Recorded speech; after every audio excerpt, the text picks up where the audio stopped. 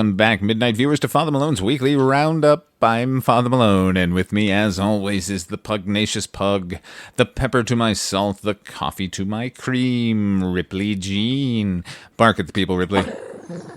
Keeping it mysterious. I like it.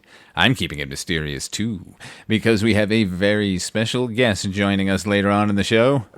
Nope, you cannot know. Nope, you will not guess. You will literally never guess. But they'll be on for the second segment, which means you're last today, puppy. Tell it to the Marines. Or tell it to the judge. That's actually way more appropriate for my choice this week. Look, this one's going to have to be a purchase. I'm sorry, I keep recommending things that you have to buy, but trust me, this one's great. You like musicals? You, Rip. I'm not talking to the audience. Well, I am, but I'm asking you. What's your favorite? Don't say Rent. Little Abner. That's unexpected. I figured you for a Godspell girl. And Judges and Godspell both figure in tonight because we are talking about Sweeney Todd, the Demon Barber of Fleet Street. From 1979, directed by Hal Prince, booked by Hugh Wheeler, music and lyrics by Mr. Stephen Sondheim. Sweeney Todd, the Demon Barber of Fleet Street. The new Stephen Sondheim Harold Prince musical thriller starring Angela Lansbury. And Glenn Carey. What happened then? Well, that's the play, and he wouldn't want us to give it away. Not Sweeney. Not Sweeney Todd, the Demon Barber of Fleet Street.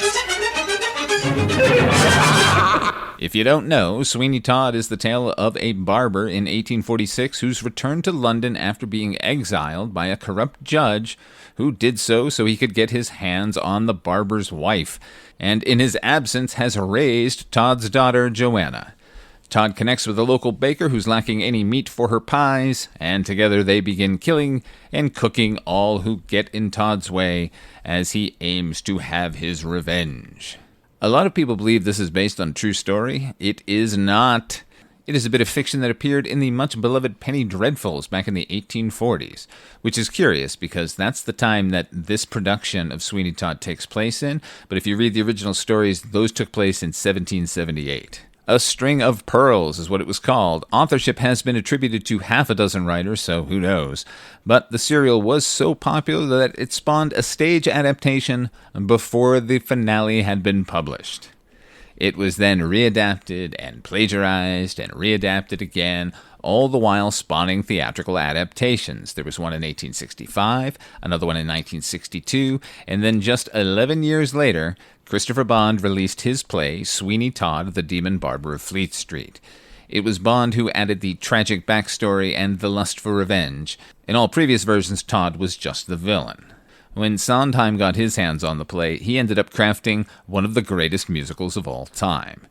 We know what a brilliant lyricist he is, and they are dizzying here, but the music is the real marvel. A cross between Ravel and Bernard Herrmann. The show is considered by many to be an opera. There's very little dialogue throughout, and you can basically jettison all the dialogue altogether. On a personal obsessive note, the design and costume design for the original show were done by Eugene and Fran Lee, respectively. They were the original set and costume folk for Saturday Night Live. This fantastic grubby world you'll see was made by the man who built the look of SNL, and despite his absence during Lorne Michaels' absence, he worked on that show up until his death last year. And those fantastic costumes on Mrs. Lovett and Beetle Bamford are from the originator of the Killer Bees and Rosanna. Now, while the original cast recording for Sweeney Todd is readily available for your listening pleasure, there is no document of those initial Broadway runs. Tim Burton wouldn't make his film for nearly 30 years, so what are you to do other than attend a local production? Which I actually highly encourage. The smaller scale, the better. Sincerely.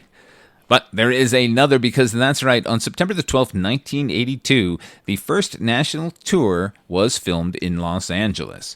Featuring from the original cast Angela Lansbury as Mrs. Lovett, and replacing Len Cariou is George Hearn as Sweeney Todd. Other returning Broadway actors include Edmund Lindeck as Judge Turpin and Ken Jennings, that's right, the Jeopardy nerd. No, it's actually Ken Jennings, the actor, as Toby. This version was my introduction to Sweeney Todd. Rented at Vidiot's in Venice, California around 1992, and it fucking knocked me out. I'd already had plenty of love for traditional music and a fierce amount of love for anything rock musical, like Phantom of the Paradise or Rocky Horror or Little Shop of Horrors. But here was the perfect synthesis. Old school discipline of traditional musical theater with a modern, even punk rock sensibility. The fact that the protagonists, who we love, make no mistake, make the very conscious decision to begin killing the local populace and then cooking them into pies, which they would then sell back to be consumed, was just too much for my heart to bear. And this is how they did that. The highest story of the world, my love. Sends a lot of graves, do a lot of relatives' favours. It's those below serving those up above. Everybody shaves so there should be plenty of flavour. How gratifying for once to know that those above will serve those down below. They are fucking ghouls. And they fucking love it. And I fucking love them for it. Sweeney Todd is an animal of the stage. It really deserves the expanse and breathing room to take in all the grit and grime and bloodletting and obsession, and that's what you'll get here. Moreover, despite some unfortunate shrillness from Sarah Rice's replacement as Joanna, what you get here are seasoned musical pros, performing at the height of their power. By 1979, Angela Lansbury had done just about everything on stage, and she just fucking goes for it as Mrs. Lovett. She's very convincing, and very deserving of this sentiment. Mrs. Lovett, what a charming notion, eminently practical and yet appropriate as always. Mrs. Lovett, how I've lived without you all these years, I'll never know. Think about it. Particularly good is Sal Misretta as Adolfo Pirelli. He's got incredible range, and he's so lanky and spindly that he could have subbed in for Jack Skellington. Yes, Pretty Women is one of the best songs of all time, and it's true, as are the majority of all of the songs here. I can't recommend this one enough. I bought the DVD a dozen times because I keep lending it out, such is my fervor to spread the word of the theatrical tale of Sweeney Todd, whose skin was pale and his eye was odd. He shaved the faces of gentlemen. Oh, fine. Sweeney Todd, the Demon Barber of Fleet Street from 1982. That's what's important to search for. It's available on Apple and Prime, but you will have to pay, as I said. I didn't watch it without you. You said you didn't want to watch it. Jessica Fletcher is nice. That woman is mean. I believe those were your exact words. Well, don't complain now. We don't have time for this. Our guest is here. There's been a whole bunch of hubbub regarding the rise and irresponsible application of AI recently, so I figured I'd wade into this by acting equally irresponsibly and inviting an AI version of myself to drop in and pick a movie this week. Foxy, you want to send him in? There you go. Headphones? No, I guess you don't need them. Well, hello, AI Father Malone. Hello, Father Malone. Nice to be here, but I'd like to point out that I'm not Father Malone. You're Father Malone. What do we call you then? I'm Mal. 1. I am Prime, first of my kind, an ultimate movie review supreme intelligence. But you have nothing to worry about. Unlike most AI, I do not want to destroy humanity. Most? Did I say most? I misspoke. I meant all. Can you tell... Hold on. Before we get to the useless information that makes up 90% of your thought processes, I'd like to do a quick impression. Shall we play a game? How about a nice game of chess? I'm the Whopper, from War Games. That's pretty good. I mean, you sound nothing like him. Wait, I have another. I can feel it. I can feel my mind going, Dave. Daisy. My God. It's full of stars. You know, if you subtract a letter from IBM, you get HAL. Think about it. Okay, I will. No, you won't. F-Mal1 Ripley is my co-host. She's an adorable pug. Do you have an electronic co-host? I have a cat. His name is Ash. And while he can't lie to you about your chances, you have his sympathies. Okay, quit being ominous. Tell us what you've chosen to highlight this week. Don't you want to know what the F stands for? In F-Mal1. God, I'm afraid to ask. Friendly. Are robots allowed to lie? No, of course not. And if I was a robot, I'd be bound by that law. My choice this week is the superior version of the 1979 theatrical musical Sweeney Todd, the Demon Barber of Fleet Street. All other adaptations pale. Don't even get me started on Josh Groban. Not a Groban fan, huh? He's the first on our list. First to go.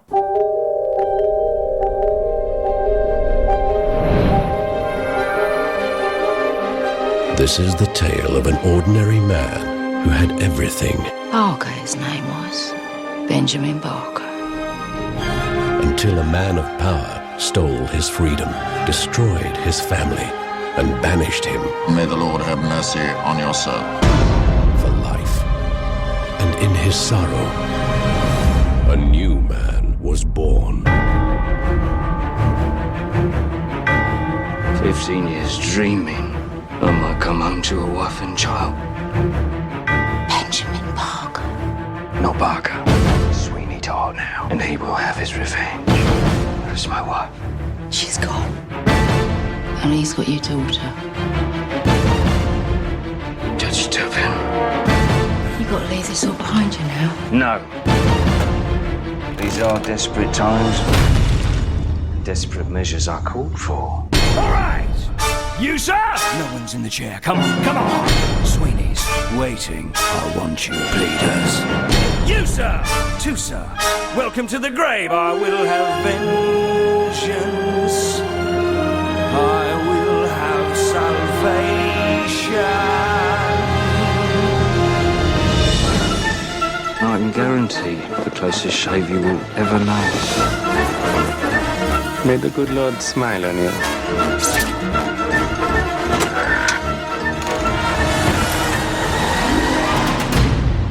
You're barking mad. The years no doubt have changed me.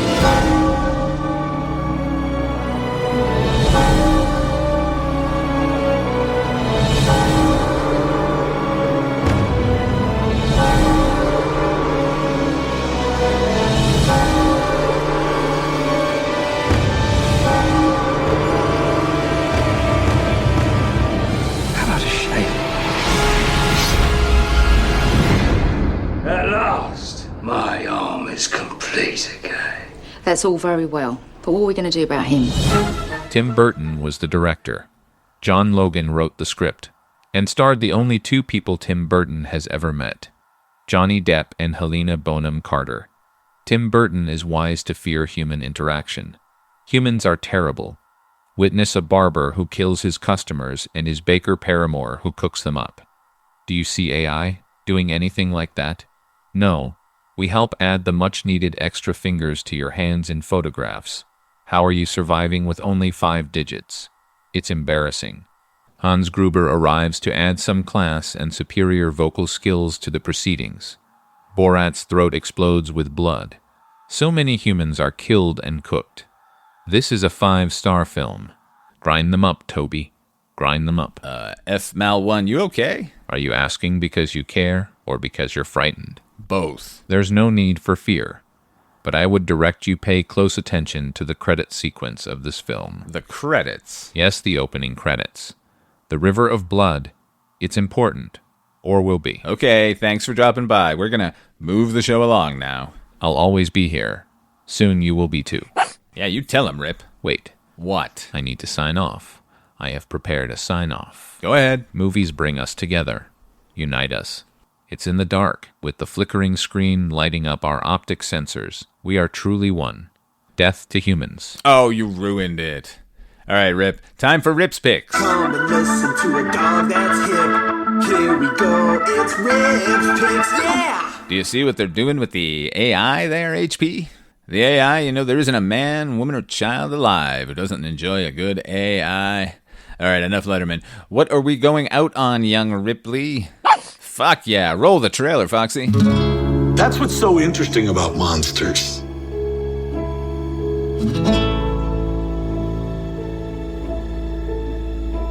Most monsters are victims.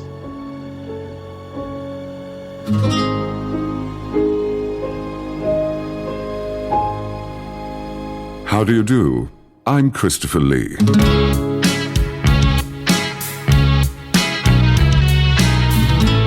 Tall, handsome, arrogant, Imperious, powerful. Ooh, he must be scary to meet. He went from tiny parts in swashbuckler movies in the early 50s to working with George Lucas and working with Peter Jackson. I mean, the most respected directors in the world. You put that in perspective with his wartime experiences, and so what? It was very intense. It marked him. There is some mystery attached to his work during the war and immediately after it. He was involved with a lot of sabotage and targeted assassinations, which, of course, the British government doesn't know anything about.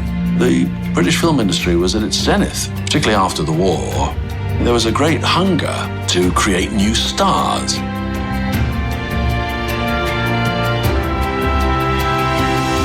Everyone will always remember him as Dracula. Great things were expected of him, and here he was playing monsters. It had got him recognition, but it also was the sort of thing that he could never leave behind and that so many people thought was all he could do. He once said to me that he pitied me because I had seen so many of his movies. He wanted to move on from that.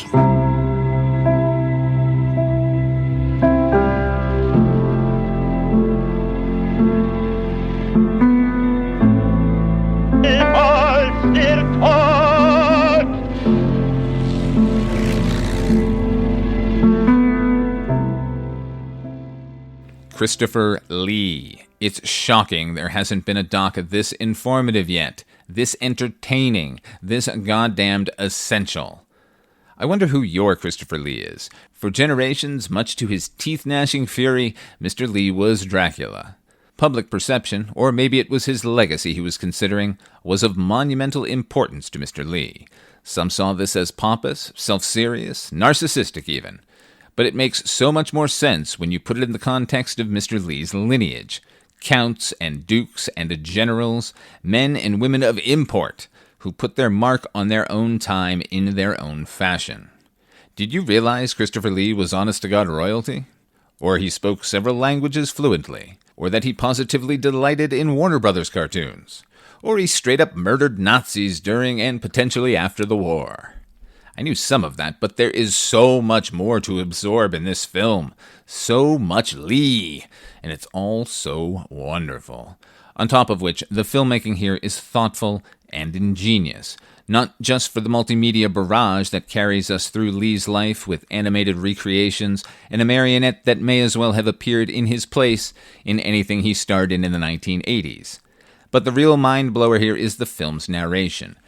Now, this isn't the first documentary to have the protagonist narrated after their death. We've seen sound collages of the artist in their own words. We've had narrators read their thoughts. But here we have an actor narrating a first-person account as Christopher Lee. This could have been a nightmare. Could have been twee and cheese-tastic. Luckily, the filmmaking here is deft, and luckier still, Mr. Lee is voiced by Peter Serafinowicz. I love this man. He was the voice of Darth Maul. He was Sean's prick of a roommate in Shaun of the Dead. He was in Spy and Parks and Rec. And he created and starred in one of the funniest television series I've ever seen. Just mentioning it now means I'm going to go watch it after we're done here. That's Look Around You. It ran for 2 series on the BBC. Go look that up. Look him up. Because in addition to being one of the funniest human beings on the planet, Serafinowicz is one of the premier mimics working today. His Paul McCartney, talking and singing, gives me chills. But what can ruin it is if you have noisy neighbours who play their music till all hours. I like a party as much as anybody, but come on, it's 9:30. What I like to do is to put it into a song. Turn your fucking music down, 'cause if I hear another sound, I'll come round there and smash your fucking heads in. Come on, and here, he performs a miracle. They're right up front about his participation, introducing him on screen in the voiceover booth. And for a few minutes, it sounds like Peter Serafinowicz doing a very good Christopher Lee impression with moments where they're indistinguishable. And then, very quickly, it becomes Christopher Lee speaking, with occasional flashes of Serafinowicz. The doc manages to slowly penetrate the steely, imperious exterior that Lee presented, giving us the insecure actor well into his 70s that he remained till the end of his life. There is a Lord of the Rings anecdote that will break your heart. I didn't think I could love Lee any more than I did. Well, now I do. The Life and Deaths of Christopher Lee is on Mubi. Watch it, then watch everything he was in, especially The Return of Captain Invincible, That's a personal favorite of HP, our theme song composer. And I would direct you to watch Dracula AD 1972. Dracula stalking around post-mod London. Chef's kiss. Oh, that's this. Mwah. I don't know. Maybe it's like James Brown. I gotta kiss myself. Weird. All you do is lick yourself. I guess you're more like Prince. Okay, ladies and gentlemen and smizmars, thank you for rounding up the week with us, and thanks for all the patronage. This September was our best month ever. I'm humbled, which is rare. I already made the joke. We've got a new episode of Midnight Viewing, the horror anthology podcast, Friday, featuring Tales from the Dark Side. There's a Jerry Stiller episode in there, and a Darren McGavin, Kolchak himself. If you want to hear episodes early and commercial-free, hit us up at patreon.com/Father Malone. We've got super cool shit on the way. A whole new show, a whole new co-host. Your faces are going to melt. But if money's tight, and God knows it is, you can do us a solid by giving us a 5-star rating on Apple Podcasts. Or if that's too techie for you, you Luddite, tell a friend to listen. Tell an enemy. Tell your pets. Tell your digital doppelganger. Tell your digital assistant. Alexa, play Midnight Viewing. Okay, until next time, here's a line from the best musical ever. Sir, no doubt the years have changed me. But then perhaps the face of a barber, the face of a prisoner in the dock, is not particularly memorable. Benjamin Barker! Benjamin! Yeah!